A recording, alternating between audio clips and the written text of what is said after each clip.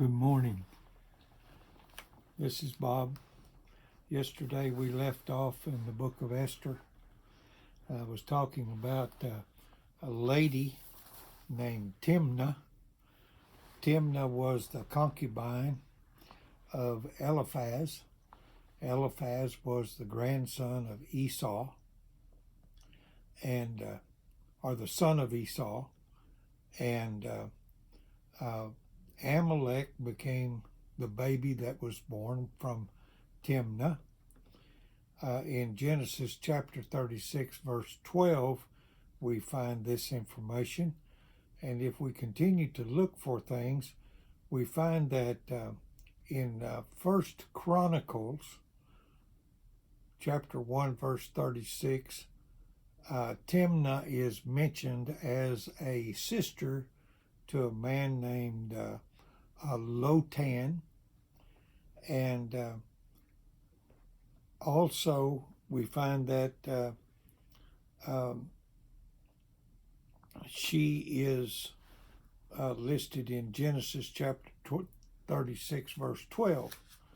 So genealogy is useful here in finding out who Timnah was.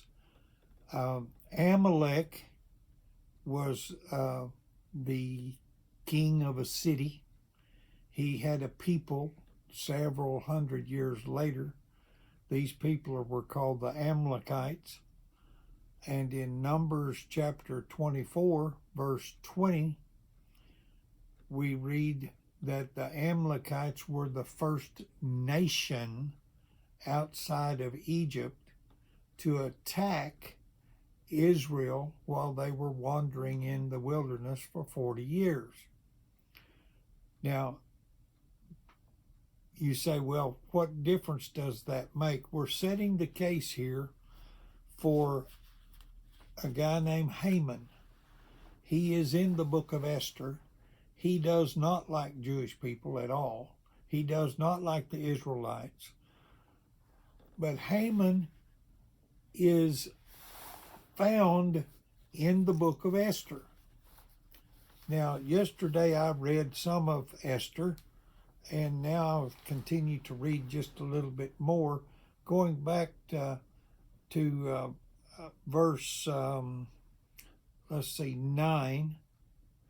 Queen Vashti also, this is Esther chapter 1, verse 9.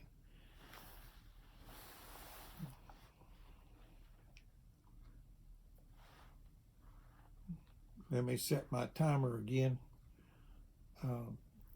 Now, as you can tell, I'm not a professional doing this. I'm doing this for my class.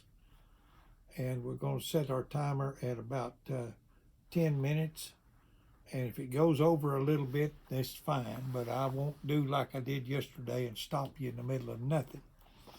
Verse 9, chapter 1 of Esther. Queen Vashti also gave a banquet for the women of the royal palace of King Ahasuerus. Now, some of your Bibles will say Xerxes, but Xerxes, remember, that's the Greek name for Ahasuerus. In the 7th day, when King Xerxes was in high spirit from the wine, he commanded the 7 eunuchs who served him, Mahaman, Bitztha, Harbona, Bigtha, Bagatha, Zethar, and Carcass, to bring before him Queen Vashti, wearing her royal crown, in order to display her beauty to the peoples and the nobles, for she was lovely to look at. But when the attendants delivered the king's command, Queen Vashti refused to come. Then the king became furious and burned with anger. Now, we'll stop there. What the command was, just like all the kings, anything they said and they wanted, they got. And so the king decided he wanted to show the people of the town, Remember, this is not the big 180-day festival. This is just the people that live around town. These are your neighbors, and these are the people that you live with and associate with. And Queen Vashti, he wanted her to come and appear before the men of the town wearing nothing but the crown. Now, in the Hebrew, that's Hebrew literature. That's what is taught, that it was wearing nothing but the crown. And so, you can imagine, ladies, how you would feel if you were to appear before the city council or even the state legislature wearing nothing but the crown on your head. And so she refused, and so this starts a upheaval in the community. Now, let me say this first about the book of Esther. The book of Esther is kind of a comedy, really.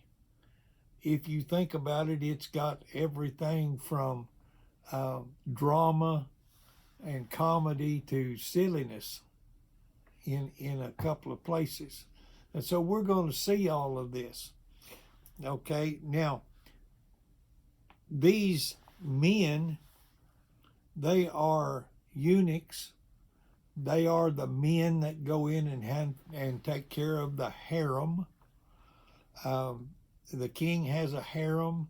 He has as many women that he wants. They are not necessarily all queens. There's just one queen. Her name is Vashti. But she refuses the king's command. Since it was, verse 13, since it was customary for the king to consult experts in matters of law and justice, he spoke with the wise men who understood the times and were closer to the king. Now, these wise men are kind of like the cabinet that the president has. They're in charge of a department or something like this.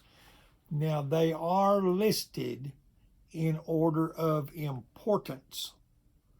Remember that. The men were, in verse 14, the men were Karshna, Shether,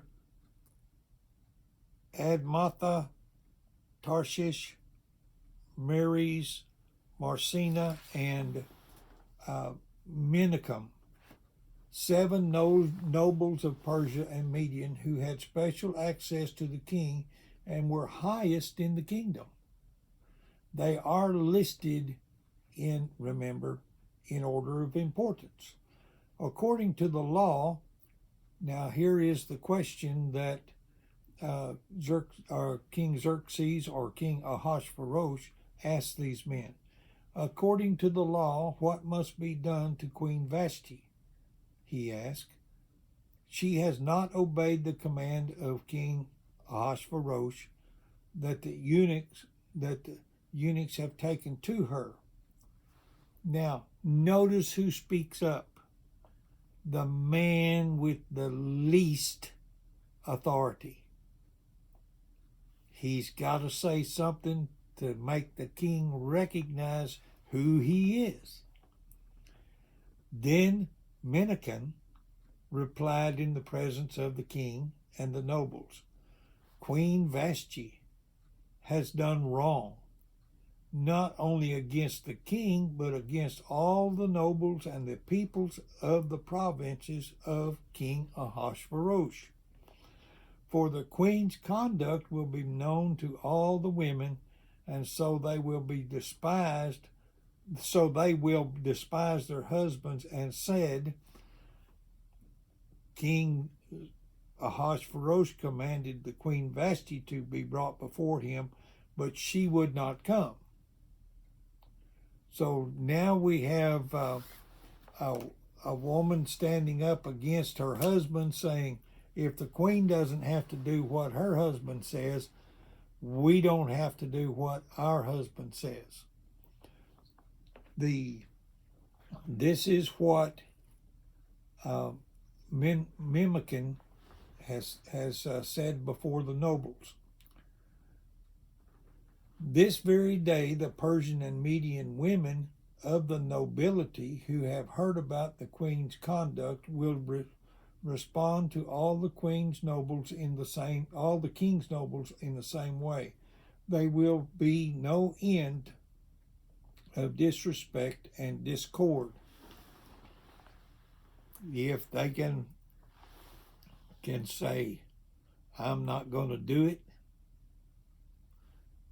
like Queen Vashti says, then they don't have to. So if the husband says sweep the floor, she don't have to. She just say sweep it yourself. So if the queen can do that to the king, just think of all of the upheaval in the entire kingdom. Now this was his take on what happened. And he's telling this to the king. You've got to do something or our wives are going to revolt against everything we say. His solution was, therefore, if it pleases the king, let him issue a royal decree and let it be written in the laws of Persia and Media, which cannot be repealed.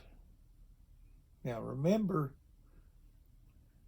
it says it cannot be repealed, that Vashti is never again to enter the presence of King Ahasuerus. In other words, you should give her the left foot of fellowship. You should kick her out. You should put her in the back of the harem and never call for her again. Also, that the king give her royal position to someone else who is better than she. Then, when the king's edict is proclaimed throughout all his vast realm, all the women will respect their husbands from the least to the greatest. So here's his solution. Put her on the furthest room away and never let her come back again. Take the crown off of her head. She's no longer queen. Verse 21, the king and his nobles were pleased with this advice, so the king did as Memucan proposed. He sent dispatches to all parts of the kingdom, to each province and in its own script, and to each people in its own language, proclaiming in each people's tongue that every man should be the ruler over his own household. Not only did he just send a piece of paper out or a clay tablet and say, do this and do this, he said every man is to be king over his own household. And so that is where we end up with the first chapter. And so now we will stop for this particular lesson.